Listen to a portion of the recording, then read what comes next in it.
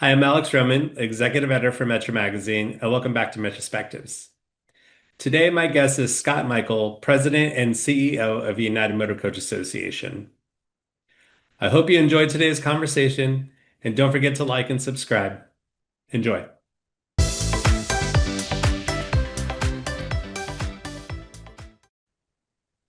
Scott, thanks for joining us. It's a pleasure to have you today. How's it going? It's going great. Thanks for having me. It's always good to get on and talk about what's going on with the industry. Definitely, it's great to have you. Like I said, it's been a little bit since we last spoke at UMA Expo. And let's just start there. Can you talk a little bit about lessons learned from Expo and maybe some of the things you heard from the operators there on the show floor? Sure, I think we had a great time in Oklahoma City at Expo and had good turnout from the operators and the vendors really appreciated the opportunity to interact. And I think it's a great show for operators to see the equipment, to be able to, it's a hands-on kind of show. You get to Mhm. kick the tires and see what's new. And so that's really the feedback we get all the time is it's great to have that interaction with the vendors, get a chance to see the products, touch the products, feel the products, and see what they're bringing to it. And we for the vendor perspective, it's if you're selling stuff to operations folks, to mechanics, and so forth, we've got a great section of those kinds of buyers that are there. We've got our maintenance interchange attracts about 100 mechanics every year to come and spend a whole day talking about different whatever it is the mechanics talk about when they all get together. How do you fix the this thingamajiggy or whatever, and then they go and they do that all day, and then they go on the floor and go talk to the vendors and say, hey, it would be great if your product could do this or that. And so that kind of interaction is just invaluable to have the customers there talking with the vendors and sharing what they'd like to see and what they're looking for. So that's what we always hear is the sort of the highlight of the show for both parties. Yeah. And shows like Expo, I feel like they keep growing now over the last few years coming out of COVID. Um, what's kind of been that feeling around the show as far as the industry goes? I mean, are people really feeling that bounce back finally, after, so much of an issue during COVID? Yeah, it was a rough time during COVID. We lost half of the industry, and as you know, we had about 3,000 operators with a license from the feds beforehand, and the number of licensed operators is cut in half. We've got 1,500, and just looking at the data, it's coming back really slowly. It's the last year or so actually has even regressed a little bit, where we've lost some Mhm. people. So it's not been the kind of return to the old times that I think everyone was hoping for. Right. It seems to be that the industry is sort of finding a plateau here of this is the new size, the new normal for where we are, and it's going to take some work to be able to grow the industry back. And so that's one of the things that we're focusing on is trying to see what we can do to help the new entrants. What can we do to help the small operators that just have one coach, two coaches, just getting their feet on the ground and trying to figure out what they're doing, make sure they're doing it right, have a little support to be able to make it through to the next phase of their operations and grow a little bit. So that's one of the things our board's really emphasized the last couple of years is we need to be helping out these smaller operators, the new entrants, give them the tools to be successful. It's one of the strange things about this industry. I came from a different industry, and in this area, you see that having new companies come in doesn't just take business away from the existing entrants. The new entrants really are broadening the pie for everyone, and they're going out Mhm. and finding new markets, new business, new customers, new ways of doing things. So it's really important for us to be able to help those new companies so that we can grow the industry back to where it used to be. Yeah. And for the companies that have been in business and continue to do business, I feel like they've come back on more even footing. They're able to charge some of the prices and make their businesses flourish a little bit more. Can you talk a little bit about the how that's changed over the last 5 years and some of the boost in business that people are seeing? And you're absolutely right. It's been for the ones that made it through, the half that survived the COVID. One, that's because they had a strong foundation. They really, had gotten their act together. They made the decisions, the hard decisions, to be able to survive. Hope, in many cases they had diversified their customer base. So if one area was hurting, there were still other areas where they could, continue to focus. In other cases, they had to redirect on the fly and really try and find other business. And so the operators that were able to be flexible, that were able to go out there and find opportunities, are the ones that succeeded and made it through. And those traits have helped them be successful now that we're past the pandemic. So the Right. last few years, we're not in that same mode, but that ability to focus on what's important, to go out and find new customers, to go out and be successful, has really helped them and helped them be stronger companies in this new era. And obviously, having half the competition makes it easier for them to expand and grow if that's what makes sense for their business. I've seen some of them though that have decided, I'm going to be smaller and I'm going to be happier about it and more focused and direct in that. And so, Mhm. maybe you had, 40, 50 coaches before the pandemic. Now, I've got 20, 25. I'm happy with that. I can manage that. It's not as stressful as having that many. And I can really focus on those customers that are good customers. And I can go out and fire those customers that are bad customers. And Right. so that's really a business tool that it's hard to convince people to use, though. But sometimes you need to go out and fire some customers and say, you know what, you're causing me more trouble than you're bringing to me in return. So I really need to move on, let you go work with somebody else, and I'm going to focus on these other customers that are easier to service, that are more willing to pay the rates that I need to be competitive, and just easy to handle. So Yeah. And for those operators that are growing, the people that are moving into new avenues that have found new ways of business. Can you talk a little bit about that growth and how that pertains to kind of boosting back up some of the suppliers and the purchase of more motor coaches and equipment? absolutely, yeah. There's definitely a couple of different avenues that companies are taking in that, and we've seen a lot of acquisitions the last couple of years. Hmm. We've seen some private equity firms come in and start sort of building conglomerates of multiple different companies. And in that scenario, they're operating them as separate companies still, and different Right. brands, different markets, and bringing some efficiencies on the back end maybe, and some purchasing power with the different vendors. So growth through acquisition is one model that we've seen, and some of that is due to existing operators that are just choosing that pathway to exit the business when they're ready to step aside. Maybe the next generation of their family doesn't want to step into the business, and so they're selling out to someone that is able to take that on. Right. But there's also a lot of operators that are growing by just adding to their fleet every couple coaches every year, or maybe in larger chunks, and really taking advantage of those opportunities that they see. We've got one operator that in New Jersey who's on our board, who had a local company that was doing a scheduled route. They went out of business.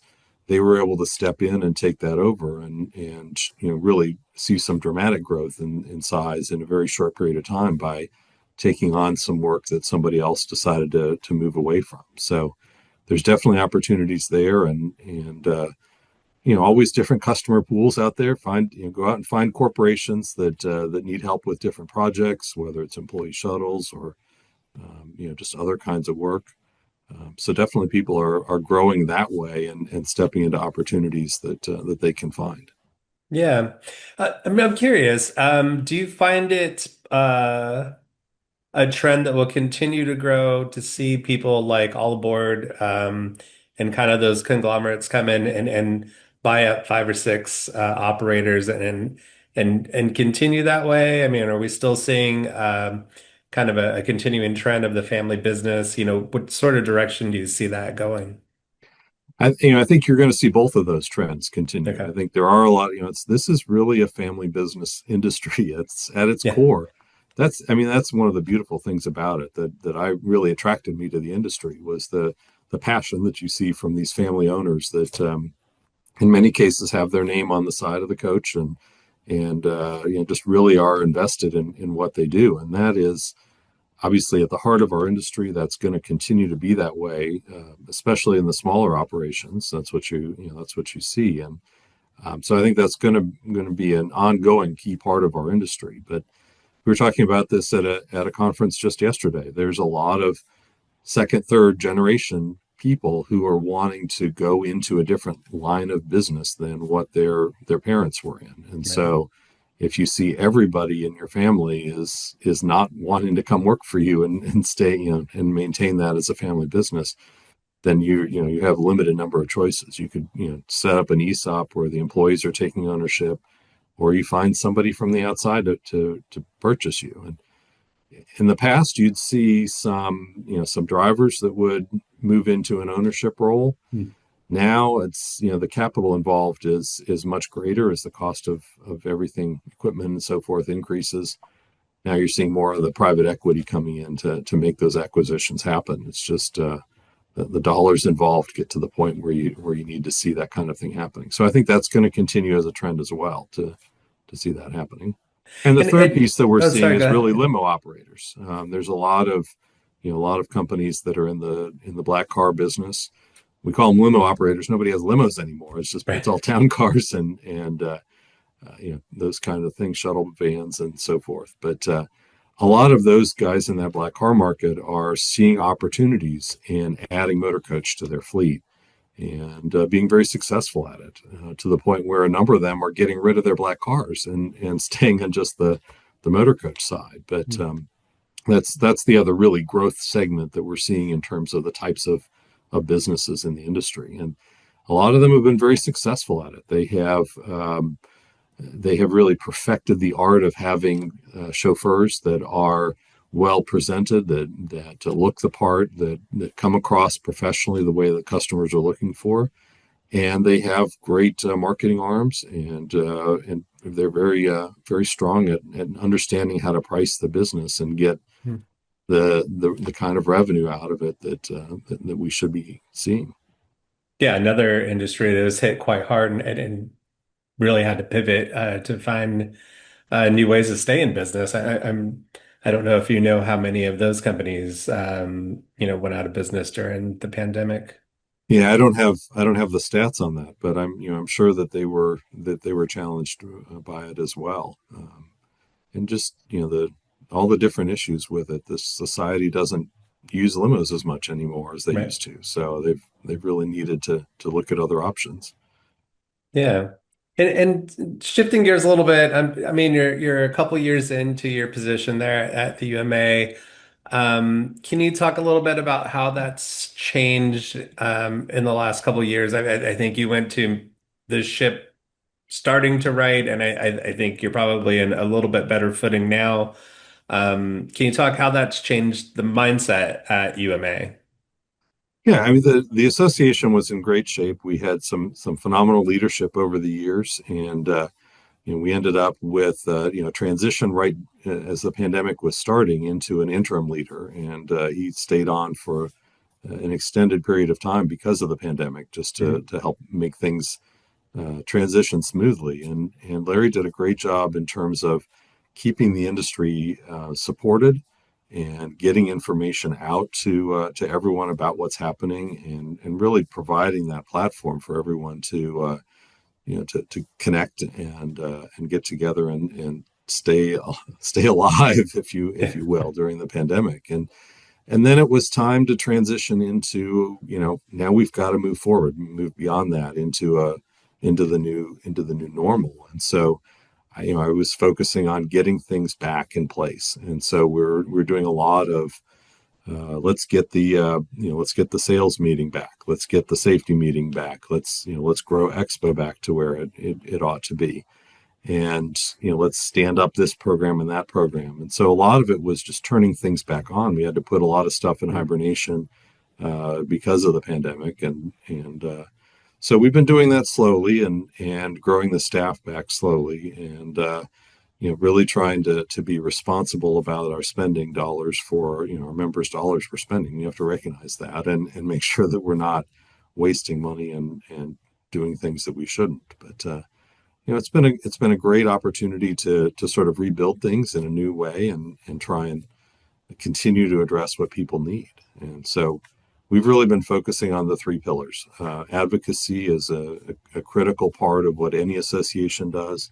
We've got to be here in Washington, D.C. to meet with the members of Congress, to meet with the federal regulators, to make sure that our industry is being represented, is being heard, and they know where we're coming from, and they can listen to our needs from a legislative and regulatory perspective.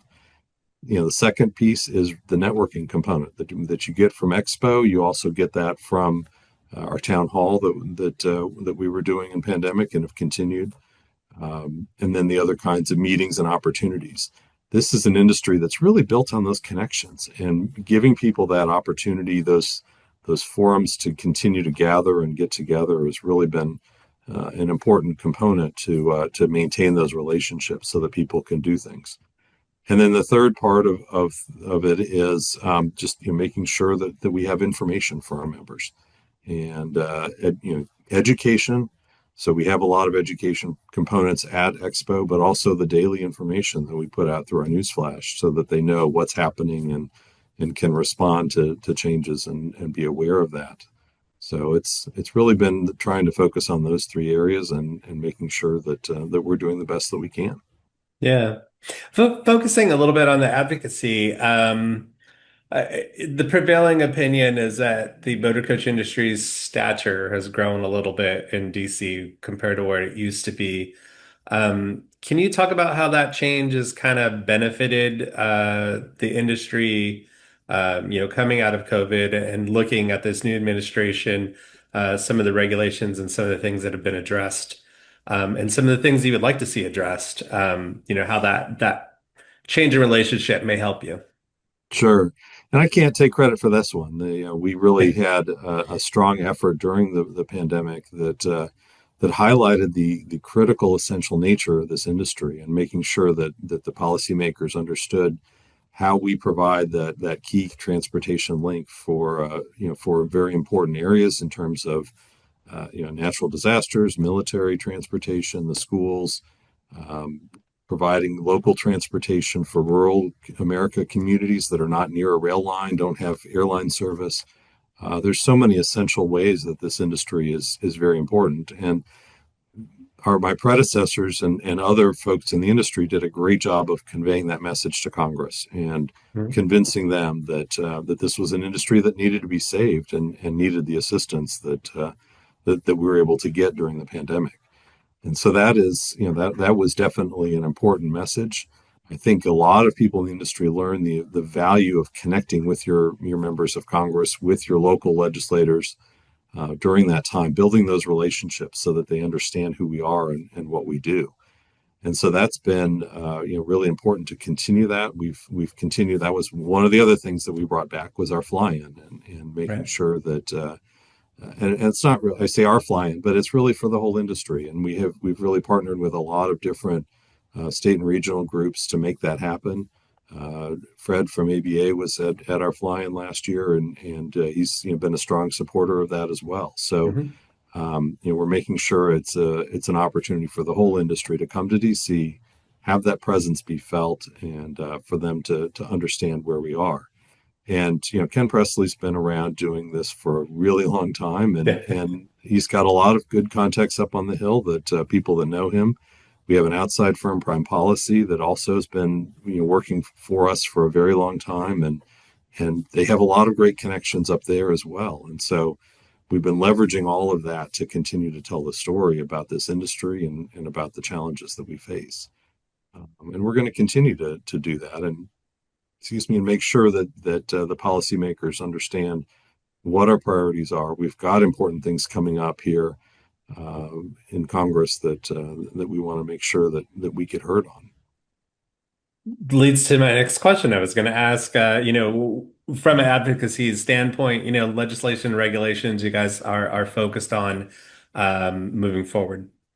Sure. The the key component of all of this for transportation is the highway bill. There's an infrastructure bill. It's called the highway bill, and for, different names for the same concept. But every 5 or 6 years, Congress has to put together a big package that invests in our nation's infrastructure, and usually that's focused on the highways and the bridges, and making sure that we have that interstate system in a way that we can continue to transfer people all across the great country.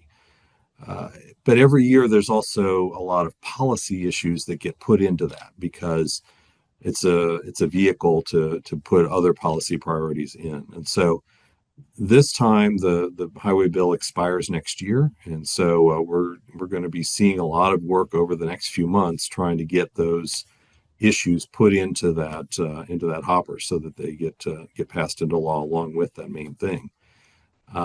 So our committee, we have a legislative regulatory committee that Glenn Every chairs, and they met at the beginning of the year, identified 5 policy priorities that we're really trying to push and emphasize this year. A couple of them are really just keeping things the way they are. We really Right. focus on that charter rule, making sure that that's still protected, and the insurance policy limits. There have been efforts to increase the $5 million insurance requirement to 10, 20, $30 million. And so that would be just devastating for the industry to have to come up with insurance policies at that level. So Right. we're really playing defense on those issues. And then, other issues include our tolling, and want to make sure that we have parity on the tolls with the public transits. And there's some toll facilities where they're supposed to do it for all of them, but there's some toll facilities where they're giving the public transits a break and they're not giving us the same break. And so we Gotcha. need to get that enforced, and we need to get that applied to all of the different tolling areas, which really focuses on New York City and congestion pricing. Hmm. And that's something that they did under a special exemption, and so it's not subject to the toll parity that we have for other areas. And so we want to expand and cover that. So public transit buses aren't paying the congestion pricing. We shouldn't have to either. And so that's a key part of that, and another one of the things that we're trying to make happen. Um, there's just always other kinds of issues that come up, and we have to deal with them as they come up. But those are some of the important ones that we're focusing on. Yeah. Great. Thanks again for joining me. I probably have just a few more questions as far Sure. as industry outlook and that sort of thing. What are some of the challenges you're hearing from operators as far as their ability to kind of do business day by day right now? I know there was a lot of talk with driver shortages and that sort of thing. Are these issues that have been addressed as ongoing problems with that? Is there anything else maybe that is kind of impeding their ability to progress? Sure. The issue that I'm hearing about the most now is really the insurance market, and Okay. the cost of insurance is really skyrocketing for a lot of different operators out there. If you don't have a strong track record, it's very difficult to even get insurance. That's really one of the biggest impediments to new entrants coming into the market, is being able to obtain insurance without that solid track record. And that's one of the areas where those black car companies have a track record in at least transportation that they can Right. lean on to help them. But even for the existing operators, though, they're seeing increases in that, and upward pressure in their insurance costs, and that's really based on a lot of different factors. The replacement cost, if you have a damage to your vehicle, the cost of spare parts is going up. Medical costs go up. You've got all of these crazy plaintiffs lawyers out there that are coming up with all kinds of crazy things. So Right. that's really a challenge that we're seeing on that. On the driver shortage, I'm not hearing about that as much. I think there are companies that would love to have more drivers. I think they definitely would want to have more qualified drivers available in many cases. And there's other companies that are fine with what they have, and aren't seeing that kind of a challenge as much as they were before. But there's certainly, we'd love to have more sort of people entering that field and being interested in driving for this industry, and always looking for those kinds of opportunities to grow and to see that. I know that does hold some people back in terms of their opportunities to expand. If they don't, I'm not sure I can find more drivers, so I'm just not going to bother. Right. So that's definitely on some people's minds. We really saw a couple of years ago that transition from talking about that to talking about a workforce challenge in general. And the Right. mechanics, especially diesel mechanics, are hard to come by in the trucking world, and motor coach is no different. Mechanic shortage is probably a bigger challenge for our guys than the driver shortage. Mm. And so making sure that they have qualified people that can help keep things in running smoothly and take care of preventative maintenance, make sure things go well. And that's where we're really trying to help with that maintenance interchange at Expo to bring those seasoned mechanics in to help educate some of the people that don't have as much knowledge, and help them learn how to do an effective job in that area, and build those networks so that they can, hey, how do I help me with this? What can I do to make this work better or differently? And lean on their peers and at other companies to help them with that. So that's definitely an area that there is some concern. We had some legislation we were pushing last year that was wrapped into the president's One Big Beautiful Bill and signed into law July 4th, that allows you to take your 529 college funds and apply that to things like CDL training and Mm. to other types of education that are not 4-year college driven, but really helps drive people into that technical fields that we're looking for. So Right. we're hopeful that new legislation will make a difference and help attract more technical people to our industry. Well, great. Thanks again for joining me. The last question is just kind of if you can give your overview of the motor coach industry moving forward. What are kind of the short and long-term goals for the industry, as the UMA sees it? I think the goal, as we talked about, is trying to grow the industry. We need to grow it back. We need to have the ability of new vibrant companies to come in with new ideas, fresh perspectives, different thoughts on different markets that they can tap into. We have seen a few of our charter guys that have started into the scheduled service market, and are being successful in that area. So, we're seeing some kinds of broadening there, but and these are new routes in many cases where the state's partnering with the private operator to expand scheduled service, and so that's great. But we also need to expand other areas as well, and so that's an important part of it. We really try and focus at UMA on being member centric and listening to our members' needs. We have an elected board, so every year we've got new elections in different regions of the country, and so we're always listening to what these new people have to say, and what perspectives they're looking for. So it makes it hard to plan long term. In 5 years, this is going to be your focus, because you never know Yeah. what the people are going to want, what the members are looking for. But we definitely want to keep expanding the industry, expand our opportunities to network and to educate folks, and to build on our advocacy team, and make that happen. Looking for some great opportunities to do that, and looking for ways to add more resources for those newer members. We just hired a new marketing assistant who comes from the industry, Jordan Pearson.